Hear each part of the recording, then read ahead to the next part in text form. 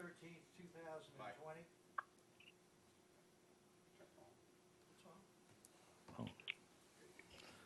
Wrong light.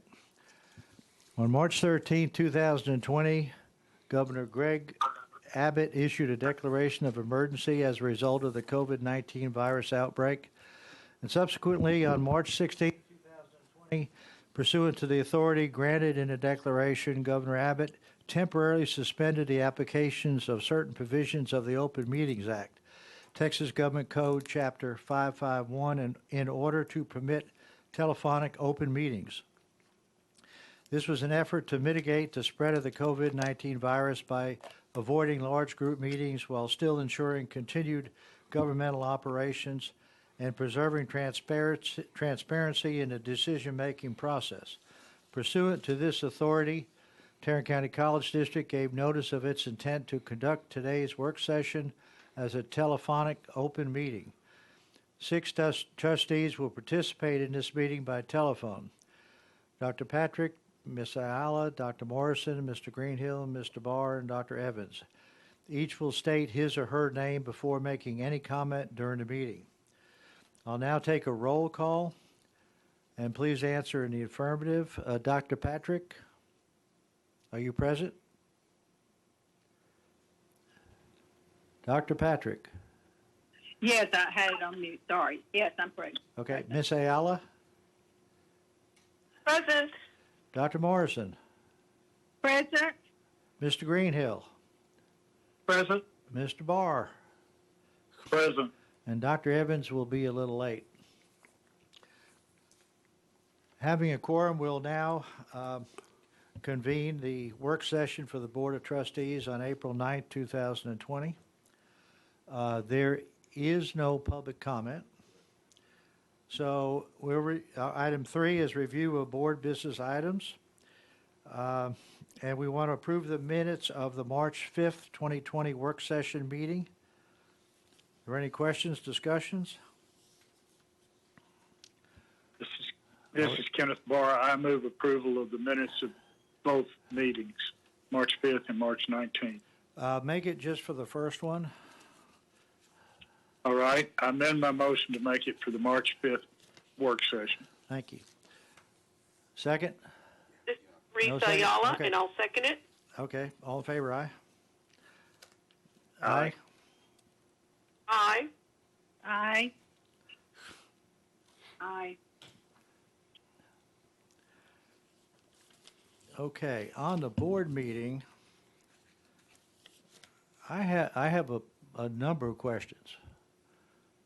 Do you have that there, Reg? If you turn to the minutes of that board meeting on the first page under item 3A, it says approval of the work session minutes meeting, and Mr. Greenhill and Mr. Barr voted to approve the consent agenda. That wasn't a consent agenda, it was the minutes of the meeting. And item B on the next page, the same thing. It says we approved the consent agenda, but it was the minutes. And under item 4, the motion is at the bottom of after A, B, C, and D, because this was a consent agenda, so it only needs to appear once. On a motion by Mr. Barr, seconded by Dr. Evans, the consent agenda was unanimously approved. And under 5, again, it talks about, on a motion by Dr. Evans, seconded by Dr. Morrison, the consent agenda was, this is not a consent agenda, it was that particular individual item. And the same thing on B and C and D and E and F and G and H and I and J.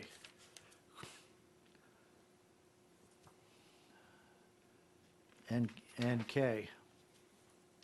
And K should read differently because we amended that resolution. Mr. Barr suggested an amendment, and so we approved the resolution resolution as amended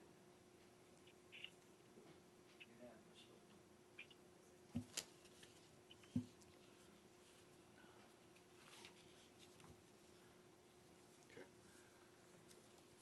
Okay, so I'll entertain a motion to approve the amended minutes of that meeting. So moved, Diane Patrick. And this- Second, Gwen Morrison. All in favor, aye? Aye. Aye. Any opposed, nay. Aye. Motion on both carries. Item 4, there are no items on the consent agenda. So we'll move to item 5. Consideration and approval of contracts with multiple service providers for hot water upgrades and health and physical education and building services, building on Northeast Campus in the amount of $1,950,000 not to exceed. There's 4 contractors under the main one, and first is Texas Refrigeration, 2 is Fort Worth Electric, 3 is Texas Refrigeration, Inc., and 4 is Texas Air Systems. Are there any questions, suggestions, comments? This is Teresa. I do have a question, please. Go ahead. Yes, I have a question on one of the contractors. It lists a 0 to 10% MWBE. So my question is, do they submit, or how is that recorded? Or how is that tracked? That percentage, is the contractor submitting some sort of utilization report or something like that on a weekly basis, quarterly basis, monthly basis, so we can track that? Or is everything just reported at the end? Yes, Ms. Susan Alanis is here, so. Well, and I'm afraid I'm not sure that I know the answer to your question about the frequency of that, but our MWBE office does track their compliance with the agreed upon terms, but I can get an answer to you. Okay, thank you. That would be helpful, just to find out if they're able to meet that 10%, and I just thought there might be some sort of a schedule in place. Yeah, I had a question. Thank you. On 5A, the details in the back show an amount of $2,345,600, and the requested amount is $1,950,000. Why the discrepancy? So in the discussion, it describes that the total project value is the $2.3 million. However, these specific portions of the project are with these vendors for a lesser amount. Okay. Okay. All right, and on the in the backup sheets here, it gives the MWBE and but it does not give the value of each one of these. And there's no prices in there. So how does it add? How do they add up to $1,950,000? So each of these are not to exceed amounts as they get into the project for the services that each of the vendors will provide. And that's why the MWBE portion of it is based on a percentage of the total spend. No, yeah, Does that okay. make sense? I understand that, but when you look at, for example, on the Texas Refrigeration, it's on their letterhead, but there's no price in here. The pricing summary, but there's no prices. Let me see if I can get an additional document to you guys that might help explain that a little bit more fully in terms of how they arrived at the not to exceed amount for each vendor. Okay, and under item 4 from the Texas Air System, that's not on letterhead. We don't know who that's from.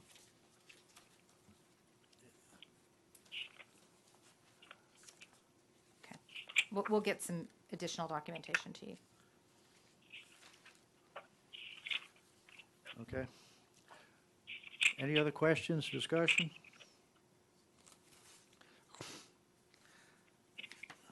We're not taking action.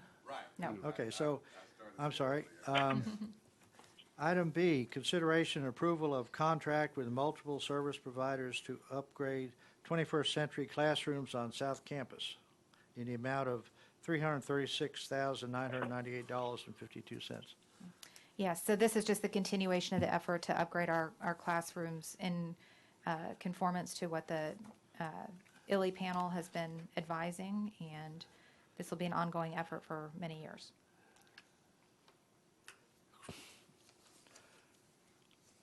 Questions, discussion? Hi, yes, this is Teresa. I do have a quick clarification, and on where it talks about the real estate and facilities retain services to assess the state of the furniture and classrooms. I'm sorry, I believe I asked this, and I apologize, but is there a industry standard that this is based on, or is it based on some other standard to determine if something is poor, good, functional? So we hired a firm that has expertise in this area to go through each one of our classrooms and to assess that condition based on age, repairability, functionality, meeting the active learning standards that we have in place, and so on. And they produced a report to grade all of those. I suspect it's based on their professional experience. I don't know if there's a clear standard, but we can certainly get you the report if you're interested. Yeah, I just wondered if there was, again, what the baseline is, what the standard is, where they're comparing it to. That's all. That would be helpful. Thanks. Okay. Yeah, and we're relying on an outside source to tell us if anything is any good versus our Well, own people? it was in coordination with the staff of real estate and facilities, but they hired a firm to go in and do the legwork of assessing the condition of every classroom and looking at all the furniture and so on. So it was just a matter of using that labor for that purpose. Okay. Any further questions, discussion? Item C, consideration and approval of contract with Cables Plumbing LLC for completion of sewer main restoration Phase 2B restoration at South Campus in the amount of $478,235.95. Yes, sir, and this is the ongoing infrastructure work at South Campus because it's reached the end of its useful life. Okay. I noted in the backup that it said it's going to be done when there's no students or faculty around because of the odor, et cetera, and the sanitary conditions. Since the schools are closed, can this project be accelerated and maybe some of these others? So the team is absolutely looking at opportunities to accelerate projects where it's appropriate and where we've got the contractors lined up. I don't know if they've adjusted the schedule on this one in particular at this time, but we're certainly looking at all of our projects through that lens. Yeah, because we have an extra at least 2 months. Mm-hmm. Any other questions, discussion?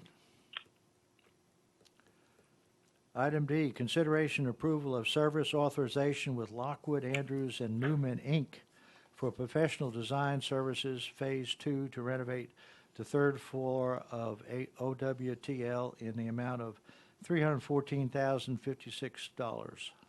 Sure. So you may recall that several years ago there was an effort to finish out a portion of the third floor of that facility to a shell space. And this is extending it to the full floor as well as developing it to the standards that will meet the needs of Shannon Bryant as she expands the corporate offerings there. So this is the design work for that purpose. Okay. For those listening in, remind everybody what OWTL stands for. Offsite, Northwest, Transportation and Logistics, I believe is the TL, but it's the Alliance facility up north where Okay. our aviation training is and some of our logistics training is. And also it mentions that the total project amount is $7,738,470. That's a very preliminary estimate. The design work will help us a lot more as we figure out what sort of code compliance will be necessary based on increasing the occupancy of those floors. And it could involve things like stairwells and ingress and egress, but that number will be significantly fine-tuned. There are some funds for that facility in the bond program as well, or we will program it into our cash-funded capital delivery, but we'll come back with a recommendation once we've got the design work better understood. Okay, and that's for the whole, the $7 million is for the whole building? That's correct. Okay. No. So that's for the third floor renovations, but it may have aspects in terms of ingress and egress for the whole building that'll be necessary in terms of additional stairwells and that kind of thing. Okay. Any other questions, discussion? This is Lynn Morrison. So is that a structural contract only, or does that include furniture, fittings, et cetera? That includes estimates to finish out the entire space, so it would be FF&E as well. Okay, and I noticed that it says they don't commit to 0% MWBE participation. Is that acceptable? So this is one of the firms, and you'll see many of them, that if they're performing the service in-house with their own staff and they are not a certified MWBE, then essentially they are at 0%. They're not subbing out any of the work, and that's not unusual for a design firm. To me, that's unacceptable. For the record, that's unacceptable. Even if they're using primarily in-house staff, it's unacceptable that they don't have any MWBE participation. I would require further explanation of that. Is there staff? Do they have staff people that meet those criteria? What's the deal? I don't understand why that would be acceptable. So when we look at MWBE participation, it's not necessarily the makeup of the personnel of the firm, right? It's whether they are certified Right. through one of the programs as an MWBE vendor. And often on professional services, there's not any portion of it because it's all professional work in-house to subcontract out that would allow those firms that aren't MWBEs to be able to have a portion of the contract become an MWBE. So in a professional service like this, that's not unusual. I do think that we make an effort, and we will continue to do through the bond program, and you'll see that as we come back with the owner's reps and things like that, that we would like to engage professional firms that are MWBEs to ensure that we're meeting that goal in the larger projects. Well, This is Kenneth. I would like to echo what Gwen is saying. I think there are opportunities to engage for us to do business with joint ventures and other groups. I think it's important that we make it clear to our vendors and potential vendors that that's important to this board, and that we ask staff to develop strategies to try to make that happen. There's another aspect. Let me just add one other thought. I think it's critical in this crisis period we're in right now that we be looking down the road a little ways and thinking about where we're going in the future. And I think it's extremely important that we do everything we can to do business with Tarrant County businesses. And I don't know, of these contracts we're looking at today, I don't know how many of them are Fort Worth or Tarrant County or where they are located. But to the extent we can do design work, engineering, construction, buy from, supplies from local companies, we need to be doing that. And I understand there are certain restrictions on what we can do in that regard, but I think we need to make every effort we possibly can to do business with local companies. Sure. And one thing I'll add is that you may recall that we owe the board an explanation and an overview of our MWBE program and how it's structured and so on. And that slid a little bit because we've gone to these remote meetings, but we will work to get that information back in front of you. And the other thing I'll note on a project like this, once we get to the construction bids, there will be lots of opportunity to ensure that we've got a big MWBE participation on the project overall. So just because the design work is in this format, there will be lots of opportunity related to construction that will ensue as well. This is Bill Greenhill. I expressed the same concern to Carol earlier today, and I would like to point out that the very first action that we took, boilers to be purchased from Texas Air System, located in Fort Worth. This firm commits to 0 MWBE participation, and there are, I would suggest, there are several of these in this analysis. Yeah, and I think you need to look at the balance too. I mean, the Fort Worth Electric, all of those, at least the first 3 are Fort Worth firms. This is in item 5A, and the second one is 100% MWBE. And the same thing on the, on B, Freedom Construction is 58%, Pathways is 100%. So it looks like a fairly decent balance, not that we shouldn't continue to be concerned.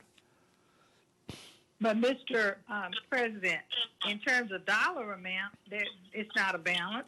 And again, I want to just say it's unacceptable to me that a firm would say that in $7,738,000 worth of work, they don't commit to have any MWPE participation. So may I offer a clarification? This particular contract is only for the design work, which is $314,000. There will be a subsequent effort to let the construction, which is the $7 million number that you cited a minute ago, and we will have clear expectations, and I don't think any trouble meeting an MWBE participation in that phase of the project. This is simply the design work at the $314,000. Okay. Thank you.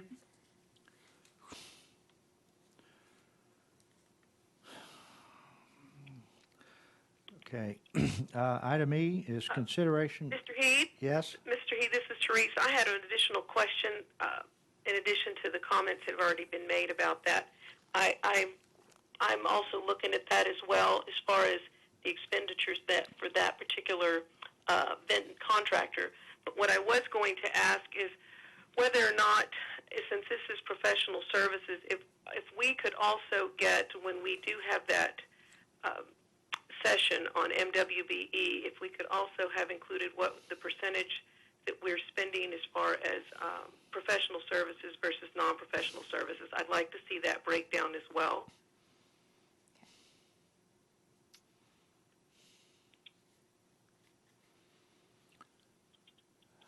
Any further discussion, comments?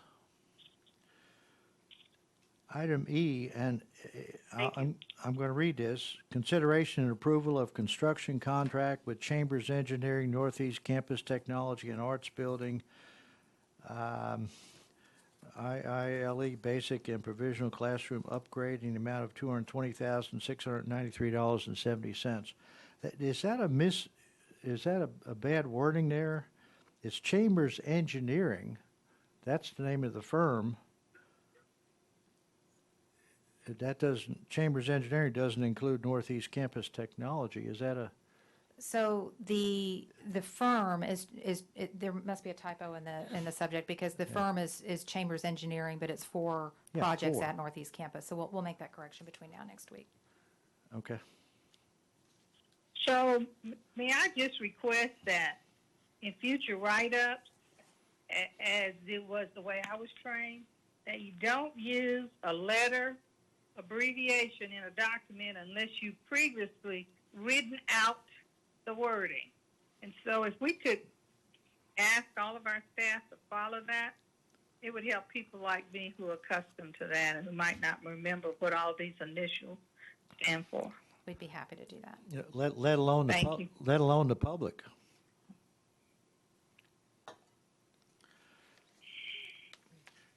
Any further discussion, questions? Item F, consideration and approval of contract renewal with Microsoft Premier for access support and training on Microsoft systems in the amount of $176,690. And Ms. Alanis will handle this as well. Mm-hmm. So this is a standard agreement that we do every year for support and training services that we receive from Microsoft because of the pervasiveness of it on our campuses, or in our organization, I should say.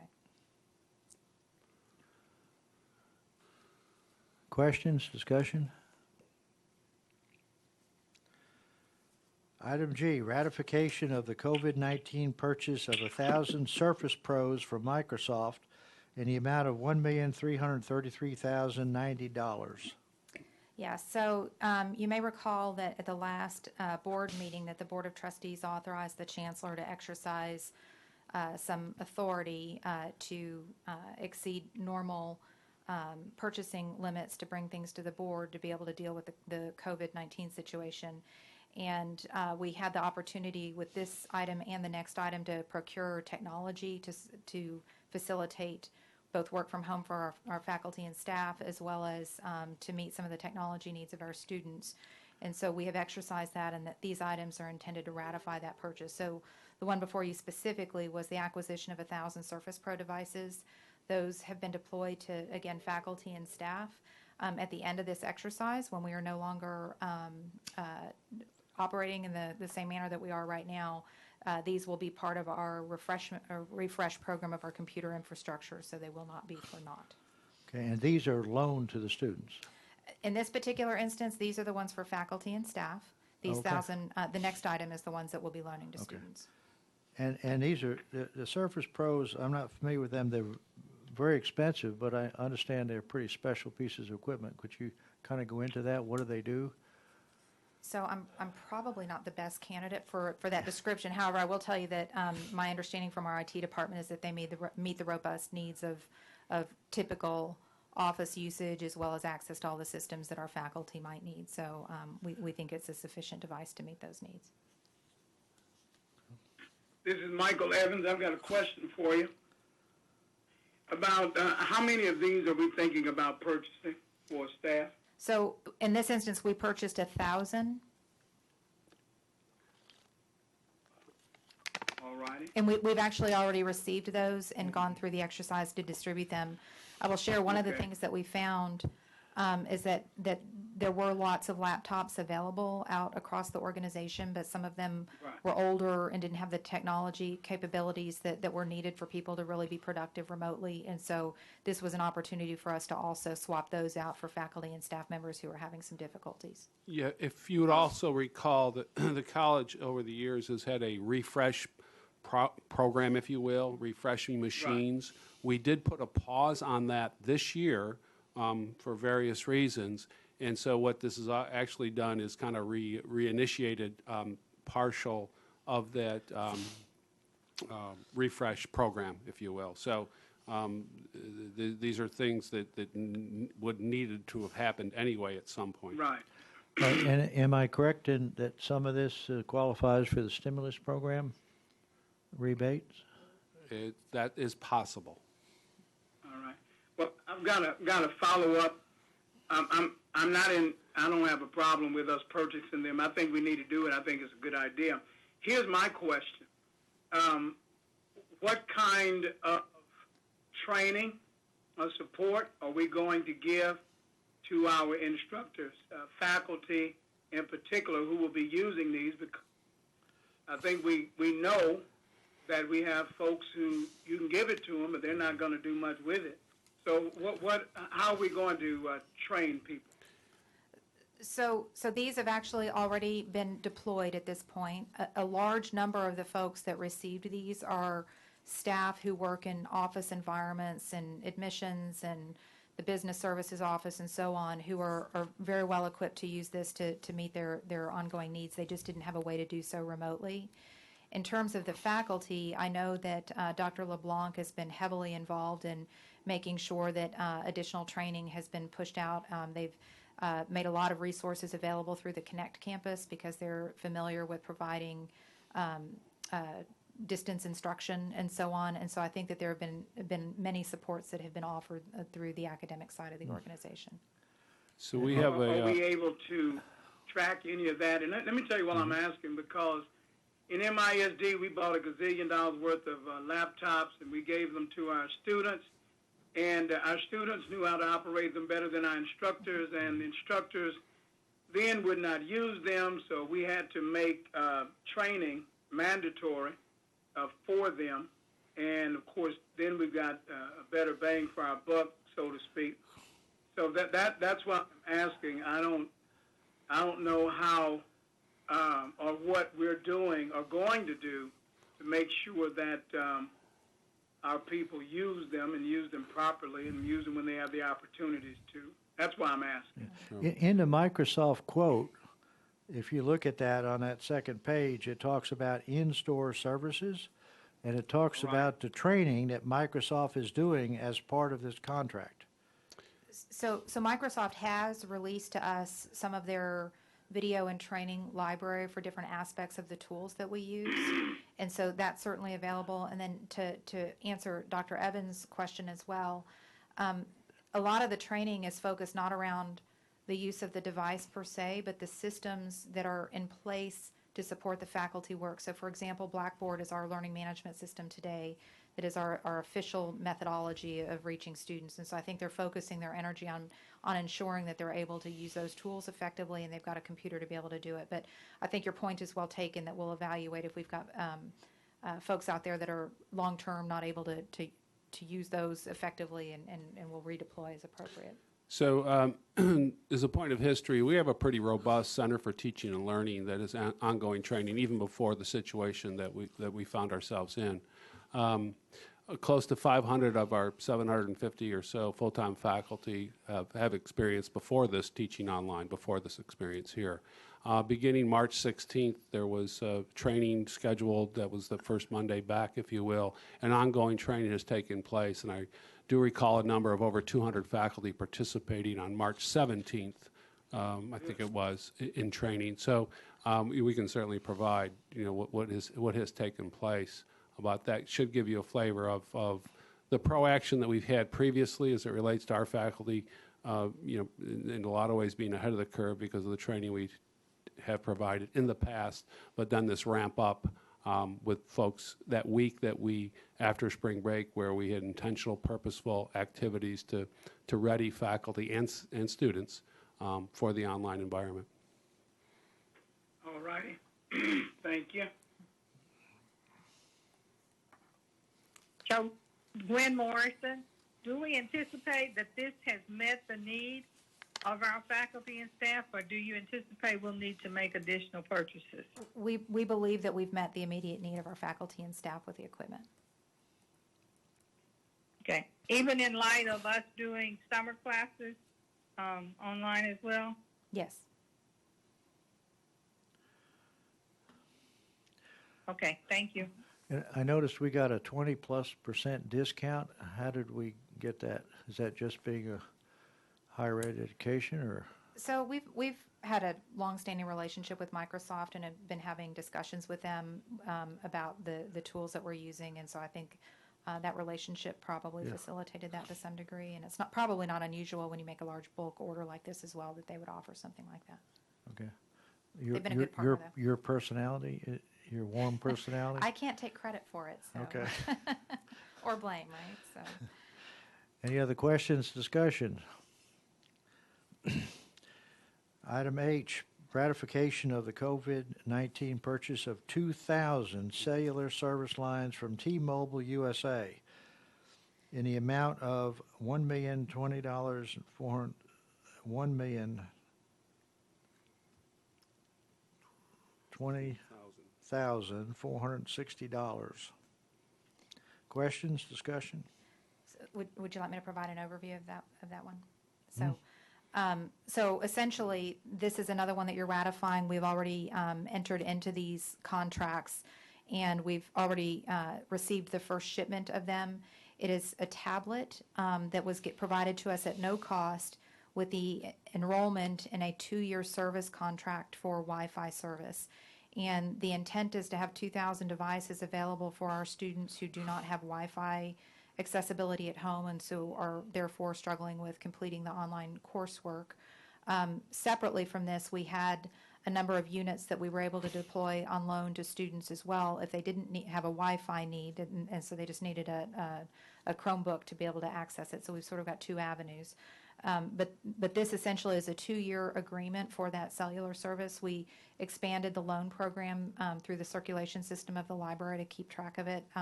That delivery of these units, I think, will start either tomorrow or Monday, that they've been notifying the students who've expressed a need for this. And there are equipment when it's over? Yes, so in fact, if for some reason a device were to also walk away or be lost, we can actually sever the service immediately, and we won't have any obligation to reimburse T-Mobile for the cost of the device. The device costs are pretty low in this instance, and so, but they are ours at the end for all of those that are turned in and continue to be a loanable device for students. Okay. Any further questions, discussion? Item I. Yes, this is Teresa Oh. Ayala. I do have a question.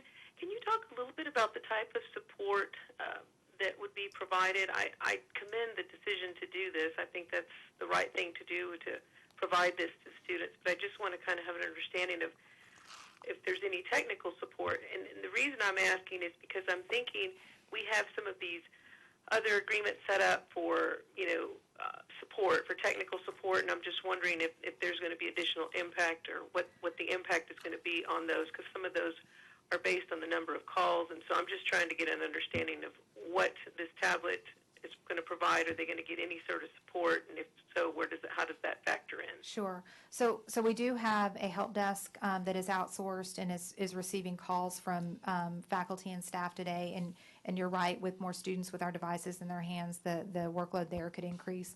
Right now, the IT department is providing daily reports to me about call volumes, as well as the number of calls that are resolved on the first contact versus those that are held over and remain in an unresolved status, to monitor that, and also to figure out if there are themes of the problems that people are having that we need to push out communication on that.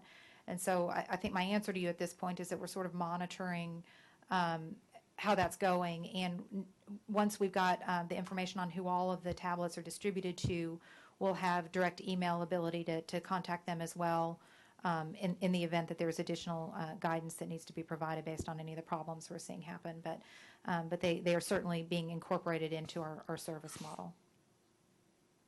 Great. Thank you very much for that. Appreciate that. Any further questions, discussion? Item I, consideration and approval of 2-year master agreement with Newnam LLC for consulting services and a statement of work for oversight and staff augmentation in support of 3 goals and 8 principles in the amount of $4,301,440 not to exceed. Yes, so you may recall that back in 2017, the college engaged in a master agreement with Newnam LLC to provide some professional support to the effort that was launching at the time with 3G8P. And since that time, there have been 2 service authorizations that have been executed for the purpose of having a support staff member for each of the principals, as well as a program manager to oversee the whole effort. This is a continuation of that. However, we've organized it a little bit differently this time. We need to exercise the options to renew the original master agreement for the next 2 years, but then we're also asking to authorize the statements of work for their ongoing effort, but we're breaking it into 6-month service authorizations that we will that'll allow us to start decreasing the support that's required, and then terminating when it's appropriate because of the state that we've gotten to in terms of the planning and effort around the 3G8P. So these are the professional individuals that we don't need to bring on as ongoing staff. It allows us to release that resource once we're stabilized into a new state. And does this include looking at classrooms and upgrading those to So reflect this is a group that they've got a person assigned to each of the panels. There are certain panels that have a lot of effort involved in evaluating classrooms, learning commons, the physical structures that are, and the process improvements that'll happen as well. And so they certainly are involved in that effort, because all of the panels will be informative as we proceed with our bond program as well, in terms of the physical manifestations of the work that they do in terms of how our college will support those efforts. And can this work also be accelerated since the classrooms are closed down? So this is not, for the most part, this is professional advice on philosophies around the work that we do, Okay. processes for how we deliver, standards and criteria for our classrooms, those kinds of things. And so they don't have an impact on whether our classrooms are occupied or not in the work that they do. This is an ongoing professional support of that analysis of our organization. Okay. Okay. But it'll be very critical as we finish up design of Northwest, for example, as we manifest their work in the final design. This is Kenneth. It would be very helpful in this recommendation if it talked about what they're actually doing. I don't really find a clear statement of what their scope of work is.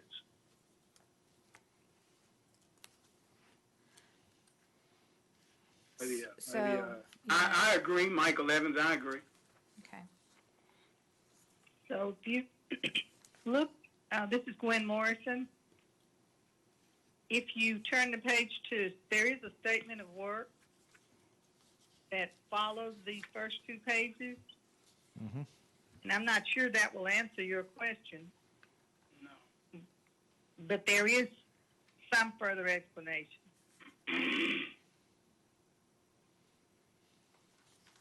Well, that is helpful. Well, Michael Evans, it highlights the number of people that'll be hired, and I can see that in regard to a long-term obligation with these persons. It gives us, it looks like more leeway, and these aren't permanent employees that we have to bring on. I see that. What is the what are we saving? I think that's the question. By going with this particular firm versus if we just hire them ourselves. What are we saving? Are we saving any money in this regard? So, Close-ended question. yeah, so that's a good question. And it mentioned before when we initially began this work with the goals and the principles and the support necessary to fulfill that work and doing that work with the panels and the panels doing their work and having project, program management, planning efforts to help coordinate all of that. And that's what this work is. It's project management, it's program management, it's planning to facilitate that work that's happening in a coordinated manner such that there's no gaps, that there are no overlaps. Most colleges would have a planning office equipped with project managers and program managers. We have chosen not to do that. We have chosen this approach, given that the uniqueness of this work isn't going to last forever, and that as time goes on, and you can see in this proposal here, there is the intent over the 2-year period to basically wean ourselves away from the need for this type of support.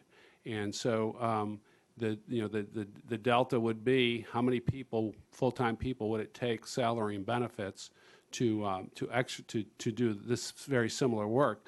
But at the end, when this work is done, if you will, or enters a different phase, I don't think we'll ever be done with it, but enters a different phase, it'll require a different type of support.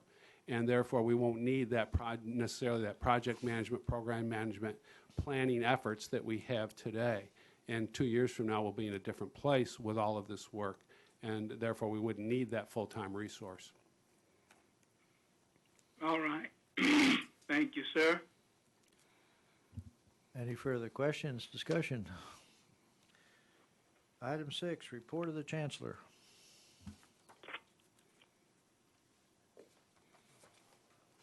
Okay, you do have in your packet the upcoming projects, both from facilities as well as IT, and Susan be here to give any more specifics that you'd like on them in that time, but they're pretty self-explanatory. The first is a power initiative. The second is related to air handling and the lighting upgrades. The third one, which is going to be most interesting, and that is the selection of an owner's rep services for our bond project program over the next 7 or 8 years. That would be one that would look out for our interest as it relates to the delivery of the bond program. The next is Sunk Construction. That is the company that has been awarded the construction for the relocation of the MOC staff and others, if you will, down to Trinity River, and there's an amendment to that. The next one speaks to back to the Seattle campus. And if you recall, some of the construction and moves that we've made is that about 18 months, maybe 2 years ago, now the board approved us moving to establishing a non-destructive technology program. That does require specialized space. That space is being built out, and it also requires then the relocation of some other activity, I think mainly the melt welding lab being repositioned, if you will. You recall that the board approved the acquisition of new welding equipment, and that's what you can see related to the next item in line 7, if you will, and that also is in line 9 there, where at the up in Seattle, the logistics welding lab technology. So the redoing of the labs and then the purchase and installation of those lab equipment. Cellular is a product that we use in all of nursing for the nursing programs. It's a common purchase for us. It's for the nursing students to help them through their curriculum. Number 17, or I guess number 11, is a Cisco annual renewal. We do not have a board meeting scheduled in July. We do have circumstances, obviously, in how we're doing work, and we have work coming up around bond and projects and the issuance of bonds. There's a possibility that we would ask for a special meeting, but that's not in the cards right now. What we're trying to do is align this work such that we can do it within the meetings that we do have scheduled. So I will stop there. If there's any particular questions on any one of those items, either I or Susan will be able to address. Yeah, regarding the bond, where do we stand on that? And how does this present situation, the COVID and the Fed actions regarding interest rates, et cetera, how is that going to affect our bond program? Yeah, so you may recall that our intent at this point is to do our sale in June. And we are spending some time just assessing our finances and so on to make sure we make a great recommendation to you all.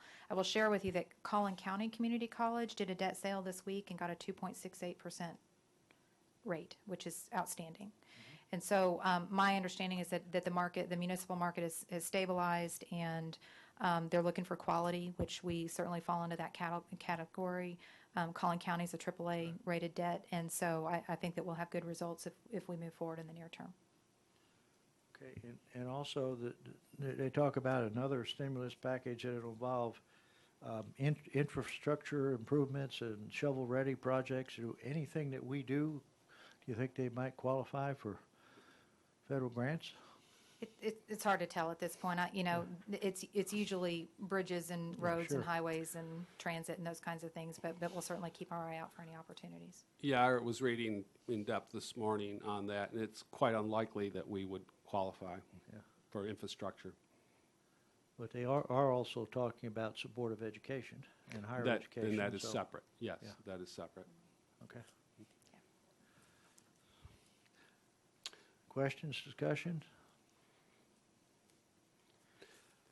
The only other that I'd like to add, since we last March 19th, met March 19th, a lot has changed and changed pretty rapidly over time. We, as a college, and you've received communiques from me and that have gone to faculty and staff and then directly to the community most recently. And in all of this, we have certainly tried to continue to deliver on our mission,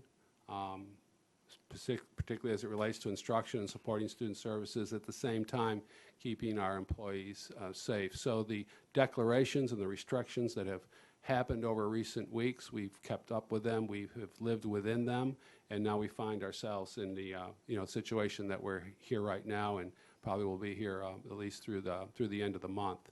So I don't know if board members have any comments, questions, or clarifications on how the college has reacted and responded over the last month or so.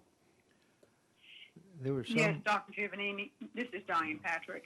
Could you speak to some of the initiatives that you have made with the community? I mean, for example, an article in the paper recently, about the nursing students and how that's going to play out and the changes there. What about other situations where TCC has been a new partner or in different ways with some of the community projects like John Peter Smith, things of that nature? Sure. So I can speak to what we've been involved in and some of the things that we've been asked to do that haven't come to fruition yet. You mentioned the health care. Specifically, Governor Abbott issued a declaration which allowed not only nursing students but also respiratory care students most recently within the last few days. So our students will be able to go out and assist, if you will, prior to meeting all their graduation requirements, so the governor has waived those. So we are working with the healthcare community to make our students available. We have been working particularly with John Peter Smith, JPS Hospital, and assisting them with the protective equipment, the PPE or PPP, whatever the acronym is. We have also offered our equipment. We have 3 ventilators and respiratory equipment as well to them. We have also worked with MedStar in a similar nature to provide, personnel as well as equipment and resources. So that's on the medical side. We have offered our facilities, particularly our parking lots, for a couple different efforts, one of which would be drive-up training that's being spearheaded by the county and UNT Health Sciences, drive-up testing, COVID testing in our parking lots. We have made those available, and that planning is going on. It's something that we're not directing, if you will, but just providing the real estate for that. We've also, just within the last day or so, so I don't want to misspeak because it's a fluid process, working with, which is the food bank, Tarrant Area Food Bank, to provide similar type of resource, our parking lots, if you will, for a food bank. I mean, our faculty and staff have been involved in that at all of our campuses, but we are helping to support the effort by hosting, if you will, folks driving up and getting food. Lastly, I would mention that as far as small business, we've been very, very involved and engaged our Small Business Development Center with the community as well as the feds and the stimulus package. Our Small Business Development Center typically works with about 70 clients a month. We're getting 70 calls and more, 100 calls a day. We've shifted some resources over there to help handle that, brought in staff that are bilingual, Spanish and Vietnamese, to help facilitate the questions that come in and the process in which many businesses need to go through to access an SBA loan or other types of resources. I should mention also that we have moved some staff into areas to help in support of student services online. So there are more people available, if you will, to address students' questions that come through. We've had some other inquiries in the manufacturing area, a company that wanted to 3D printers, which we have, to use those to help print the face shields that the healthcare workers wear. So we've had various other types of requests that we have granted our desire and willingness to participate. Not all of them have panned out yet, though, to date. So I'll stop there. I think I covered most of it. Well, I think that's very impressive and makes me very proud that we've been involved in so many initiatives. I hope that at our meeting that you will report out those things that you just mentioned and more, if appropriate. I think that's something that the community would like to know. Yeah, that last communique that was put out was excellent in many regards. I have a question regarding, as we have changed over to the online platforms, how is that going to affect grades, completion rates, success points, et cetera, et cetera? So a couple of things that have that have had to have been addressed that related to that, and we're certainly wanting students to be as successful as possible. And so one of the things that we've done related to that is not only ramped up a lot of services related to online services, and I've been pretty adamant indicating that we need to stay in contact and touch with our student. They are a customer. And certainly in this time, more so than ever, we need to do so. So there are a myriad of resources that have been available to students. We did extend the withdrawal date for students. So it was April 9th, and now it's April 23rd, so students can stay in courses longer to determine whether they want to stay in the course or not without penalty, so they can withdraw up to April 23rd.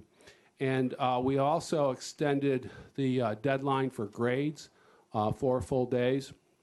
And that is significant. Not that we're extending the semester, but given where faculty are working with students in different ways and assessing them different ways, it gives 4 additional days, because we did lose a week of instruction in there, 4 additional days for faculty and students to interact, and for faculty to be able to determine from an assessment what the student grade may be for the course. I will mention one thing, because it's gotten a little bit of inquiry over time, and that has been the notion of grades and whether the grade indication of grade should change to a pass-fail option.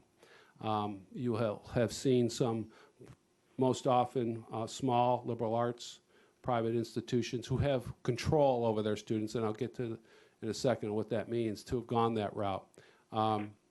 The Texas Association of Community Colleges, TAC, all 50 colleges participated in a conference call with Belle Whelan, the president of SACS, our regional accrediting body, and to talk about a lot of issues related to the situation we find ourselves in and what does it mean as it relates to the integrity of the institution and so on, and other items that might have challenged some accreditation issues. And one of the items that was brought up was the pass-fail option. And as that was vetted out, it was determined by consensus of all the 50 colleges, as well as Belle in the room, and she is the head of the accrediting body, that it would not be wise for the community college in particular to move to and adopt a pass-fail option of grading for this semester. And the reasons center around that there are a lot of unintended consequences in doing something like that. Students depend upon a grade for a GPA to advance their GPA, to come out of probation, to keep from going on probation, to come out of an academic sanction, if you will. Students need the grades for financial aid. Student needs a grade for scholarships to adhere to the requirement of the scholarship. Students need grades in order to show demonstration of competency into the next course or prerequisite course. They also impacts transfer or not, that a pass-fail option is not necessarily something that is accepted for transfer. And another large one is we have a number of students that are with us that are wishing to go into other programs or limited enrollment programs like nursing programs. When you come to college, you don't apply to the nursing program. You have to fill out, you have to ensure that you have succeeded in certain prerequisites. That's true here, and it's true at other colleges and universities. So courses like anatomy and physiology and other courses like that that are necessary for a student to get into a program do require a competency, do require a grade. So those are just a flavor of some of the items that were discussed with Bell and the rest of the community colleges in the state around the grading issue. And so that's where we landed on, that it would not be a good option for community colleges to instill.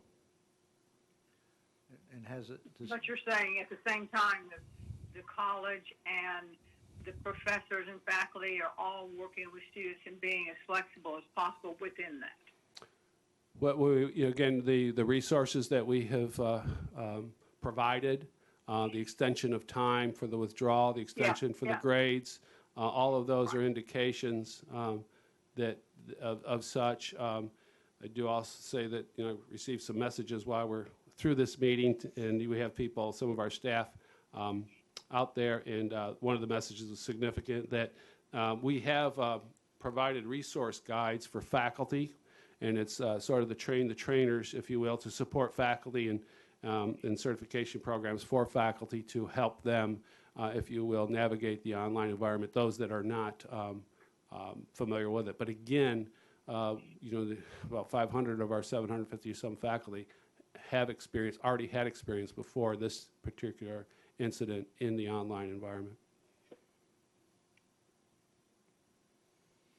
What are students doing who are in the types of hands-on programs, having practica and things like the nursing program. I know we've addressed what's happening with that. What about other programs that require practica? They'll have to be handled on an individual basis, and there's a number of factors related to that. How far they are through the program, what's the competencies left to in order to show a demonstration of mastery to get the grade or to graduate, or are some of those that you're speaking to are center around accreditation as well, and so that's a factor as it relates to how we will transition people through completion of this semester. We were doing the same thing, working with the high schools, and the early college high schools, as well as our dual credit students. And some of the funding we get from the state is based on success points. Do you anticipate our success points will show a significant decrease, and has the state made any effort at all to address this situation? There's been nothing that, other than the topical discussion that it could impact, but there's been nothing as it relates to remediation. Success points, that factor in our state funding formula is a much smaller percentage than the completion, than I should say enrollment. And so enrollment plays a much bigger role in our funding from the state. And so we have the enrollment in for this spring. The concern and issue is going to be, what does college look like going forward? There's a lot of written already about that, and what does it mean? And I think we have to assess all of that and what other ways perhaps that we can serve the community and our students than we hadn't in the past, and it may actually provide us with some things that we have not had an opportunity to do in the past.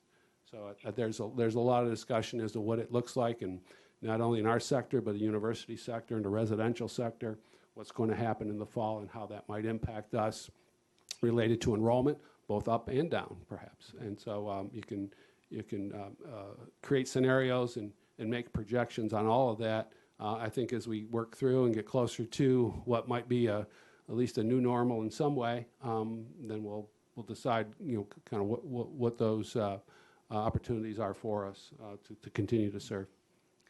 Yeah, typically when you have higher unemployment, we get higher enrollment. Do you anticipate that happening? Well, that is true. That's a typical cycle. But typically that high unemployment might be 8, 10, 12%. And that's typically what's happened in the past, and people, because they're not working, have an opportunity to go to school. I don't know if that holds true at 25 and 30% unemployment rate. And what that might look like for us in our population, if you will. How can they afford to go to school will be one issue. I think there's going to be a larger discussion around this as it relates to what should be the intentful, purposeful strategy now that we have 20 or 25 million Americans out of work. And let's not forget, before this happened, we had many jobs in this country unfilled because we didn't have the skills. And so it may really cause a pause as to how we match, if you will, people, citizens, jobs, and the education and training necessary for those jobs. And so it could really bring it in much more clear focus, and certainly would have an impact on us.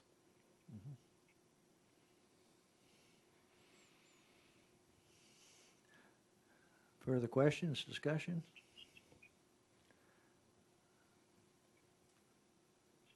Then we can adjourn. Do we May need I a ask motion? a question before we adjourn? Well, of course.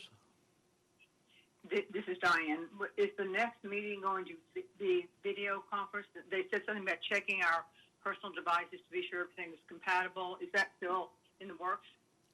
Reg says yes. You want to comment on it?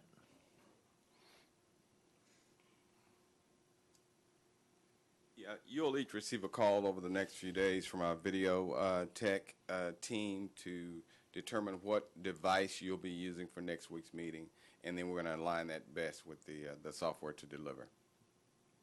Well, I don't know about everybody else, but the Zoom meetings that I've been in recently, people are using everything from iPads to iPhones to their laptops to computers.